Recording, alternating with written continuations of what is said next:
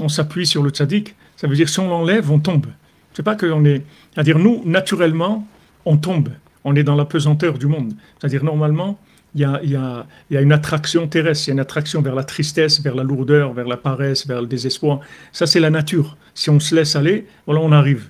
Et le tzaddik, il est tout le temps en train de nous reprendre. Tout le monde, c'est pas rien que ceux qui le connaissent, même ceux qui ne le connaissent pas. Le tzaddik, il est tout le temps en train d'envoyer des énergies aux gens pour pas qu'ils tombent, pour les tenir, pour qu'ils tiennent debout. Voilà, le tzaddik Yesod Olam, c'est-à-dire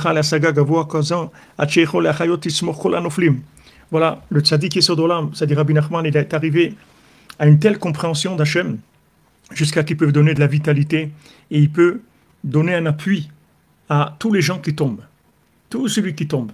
Donc il a dit appuyez-vous sur moi. Rabbi nous l'a dit explicitement. Il a dit appuyez-vous sur moi, appuyez-vous sur moi. Il leur a dit n'ayez pas peur parce que au moment où Rabbeinu il est décédé, alors il voulait pas croire. Il voulait pas croire. Il leur a dit explicitement je m'en vais, je vais partir, mais il pouvait pas croire. Il leur a dit même voilà les clés de la commode. Dans la commode il y a des écrits. Quand je vais être décédé, vous prenez tous les écrits, vous les brûlez tout de suite, ne laissez rien. Et ils voulaient pas croire. Même ça, ils voulaient pas le croire parce c'était impossible d'enregistrer dans leur conscient que Rabbeinu allait quitter le monde. C'était impossible pour eux d'imaginer la vie, la suite sans Rabbeinu. Impossible. C'est impossible. C'est pas possible d'imaginer la vie sans Rabbeinu. Mais il a dit voilà, je reste avec vous, je marche devant vous, je vais jamais vous laisser. Je vais toujours être là. Seulement, on a enlevé les côtés hollywoodiens, l'écran, l'image, elle est partie complètement. Il reste que la connexion, c'est tout. Mais la connexion, elle est plus forte que l'image. Seulement, pour arriver à la connexion, il faut de la bina, il faut chercher. C'est-à-dire, tu veux un tzaddik, tu veux la photo, un poster d'un tzaddik, on fait des posters si tu veux. Mais les posters, ça va rien te faire. Les posters, il va pas t'aider. Même si tu vois quelqu'un qui est vivant, ça va pas t'aider si tu n'es pas attaché à lui vraiment. Et pour être attaché, Rabbeinu, il a réparé carrément l'imagination complètement. Il dit, regardez, pour vous soigner l'imagination, on va être radical. Dans l'apparence, je vais disparaître, c'est tout. Mais je suis toujours là. Si vous me cherchez, je suis là. Alors maintenant, chercher quelque chose que tu ne vois pas, ça c'est la réparation de la 50e porte. C'est-à-dire que tu arrives au niveau le plus élevé qui existe. Mais il faut que tu arrives à chercher quand tu ne vois pas. Il ne faut pas être impressionné dans la vie, parce que par tout ce que tu peux voir, ni d'un côté ni d'un autre. Parce que toutes les situations, elles se traduisent pas par le visuel. Les situations, elles se traduisent par la connexion.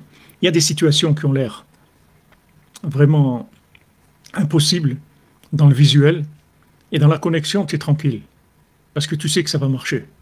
Mais dans le visuel, ça a l'air complètement à l'envers. Mais il ne faut pas s'inquiéter, parce que le visuel, aujourd'hui, il est que hollywoodien. Il ne faut pas s'inquiéter. Voilà, maintenant, on va vers Purim. Qu'est-ce que c'est que l'Ipataman Amalek? C'est ça. L'Ipataman Amalek, il t'amène du visuel sans arrêt pour te montrer que tu ne vaux rien. C'est ça qui t'amène. Il veut nous impressionner, tout à fait.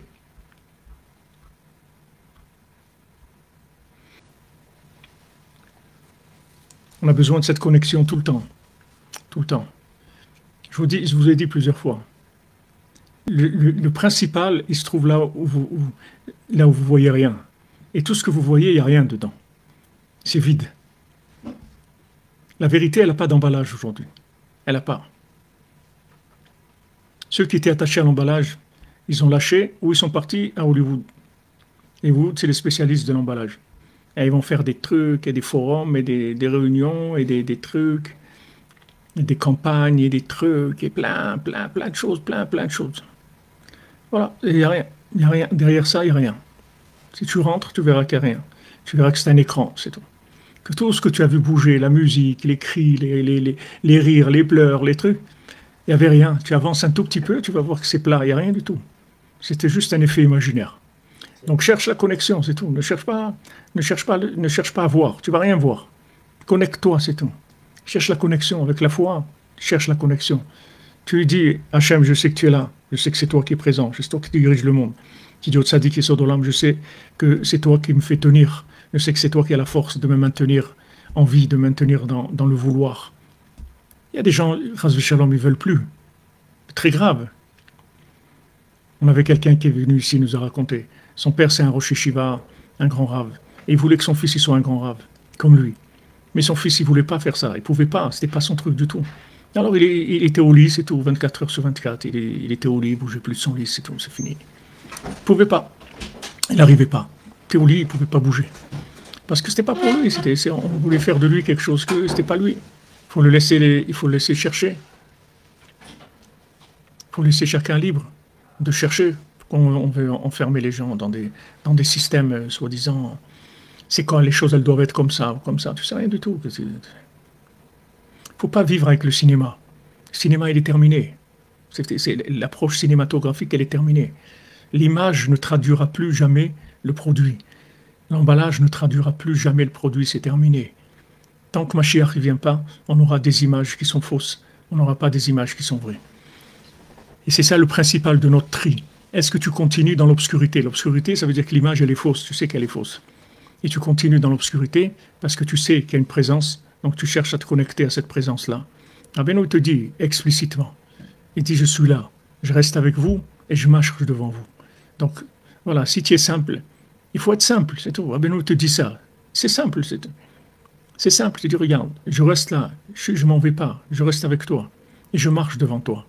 Et non seulement ça, je vais être beaucoup plus grand que tout ce que tu as connu de moi. Tout ce que tu as connu de moi, c'est rien du tout par rapport à ce qu'il va y avoir après. Parce que là où je vais aller, je vais pouvoir m'occuper de toi beaucoup mieux que maintenant. Parce que je vais découvrir des remèdes qui n'existent pas encore. Je vais monter beaucoup plus haut que j'étais avant dans ce monde. Et là-bas, je vais tirer des remèdes extraordinaires. Et le principal des remèdes, c'est la conscience de la miséricorde, c'est tout. C'est pour ça qu'à Purim, on est obligé d'enlever la logique en buvant du vin, en se saoulant, et on se déguise pour savoir que en fait, c'est tout du déguisement. Il n'y a plus rien. Tu vois, il est déguisé en footballeur, l'autre il est déguisé il a un masque de Macron, l'autre il a un truc. Il dit, mais attends, mais toi tu n'es pas Macron. Ah, c'est pareil. Macron c'est moi. Moi aussi je suis Macron, c'est pareil. On est pareil, on est déguisé. On est déguisé de toute façon. L'apparence c'est un déguisement. À Purim, tout le monde se déguise. Et on est bien quand les gens sont déguisés. Parce que c'est moins formel comme ça. C'est bien, on est détendu, ça va. Parce qu'on a enlevé les masques. Le déguisement, c'est ce qu'il y a derrière le masque de tous les jours. Tous les jours, c'est un masque. Il faut assumer. Il faut être sérieux là, il faut présenter bien, etc. Et pour Purim, on enlève le masque et on sort un petit peu ce qu'il y a à l'intérieur. D'ailleurs, il y en a qui disent ça, que les gens ils se déguisent à Purim dans ce qu'ils ont envie d'être, qu'ils n'arrivent pas. Alors ils aiment bien mettre ces habits-là à Purim. Tu vois, des gens ils sont habillés de façon... Et il y a des gens ils ne se déguisent pas, ils veulent rester raides. Non, ne me déguise pas, moi. Je ne veux pas me déguiser. Il a peur même de ça. Il a peur que les gens ils voient à travers le masque, ils vont le voir. Il ne veut pas rester comme ça dur.